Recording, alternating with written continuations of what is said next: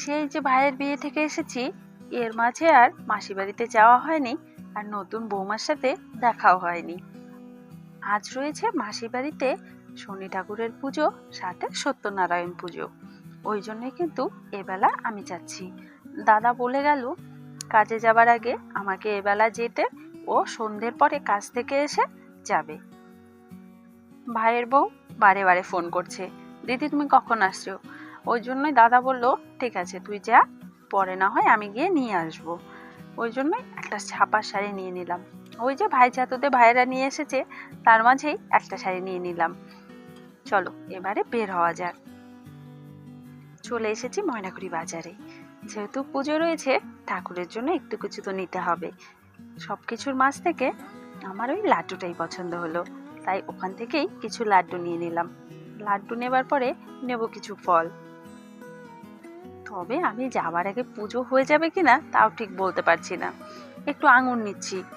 সব কিছুর মধ্যে এই আঙুরটা দেখে মনে হচ্ছিল এগুলো একটু বেশি পাকা, তাই এইগুলো দিতে বলছি। কারণ উনি তো ওপর থেকে তুলে দিচ্ছে, ওইগুলো একটু সবুজ সবুজ দেখতে, আর নিচেরগুলো বেশ একটু সাদা মনে হচ্ছে যেন এগুলো একটু পেকেছে। যাকগে, হয়ে গেছে নেওয়া, এবারে চলো যাওয়া যাক। ওই একটু বাতাসা নিয়েছি, একটু লাড্ডু আর একটু ফল নিয়েছি। চলো এবারে যাওয়া যাক। চলে এসেছি জলঢাকা নদীর ওপরে। এই নদীর চরেই তো রয়েছে তরমুজ ক্ষেত। তবে জানো তো, মাসি বাড়ি থেকে মামা বাড়ির এদিক দিয়ে যদি আসা হয় তাহলে কিন্তু নদী পার হতে হবে না, কারণ রয়েছে মামা বাড়ির এদিকটাতে। তবে ওদের তরমুজ বিক্রি কিন্তু শেষের পথে। বড় যেগুলো ছিল সমস্ত বিক্রি হয়ে গেছে, এখন ছোটখাটো ওই কিছু একটা রয়েছে।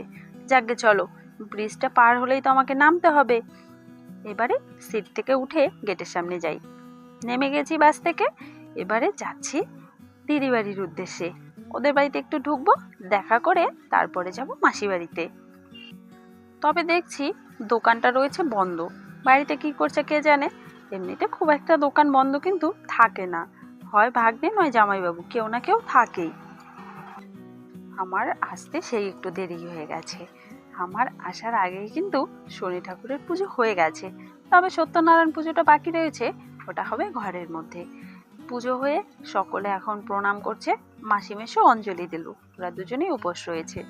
ভাইয়েরা আর কেউ উপোস করেনি। আর পুজো করছে আমাদের মহাদেবতা, ওই যে মা বাবার গুরুদেব।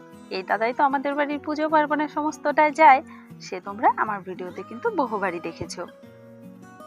দাদা আমাকে জিজ্ঞেস করছে বাড়ির সকলে কেমন আছে।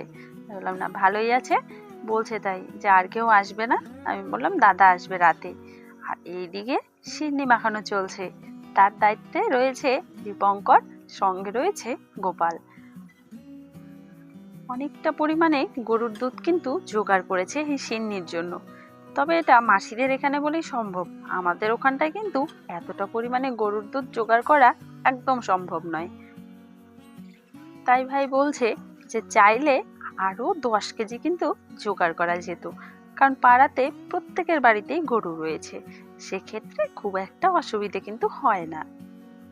যাকে চলো, পুজো হচ্ছে, এখানে একটু বসি।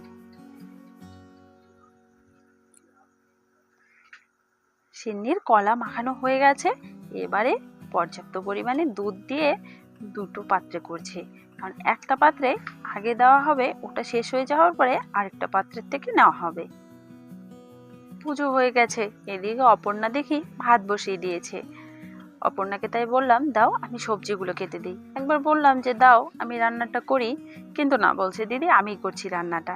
দুপুরে আজকে রান্না হয়নি, ওই জন্যই কিন্তু এখন রান্না করা হচ্ছে, কারণ মাসি মেশো উপোস রয়েছে, তাদের তো খাবার কিছু দিতে হবে। তাই ওকে কিন্তু সবজি কেটে দিচ্ছি। ডাল করবে, তাই কোয়াশগুলো আগে কাটছি, আর সমস্ত সবজি দিয়ে হবে একটা ঘন্ট। আজকের ভিডিওটি আর বড় করছি না, এখানেই শেষ করছি আজকের এই ভিডিওটি। ভিডিওটি কেমন লাগলো তা কমেন্টে জানিয়ে দিও।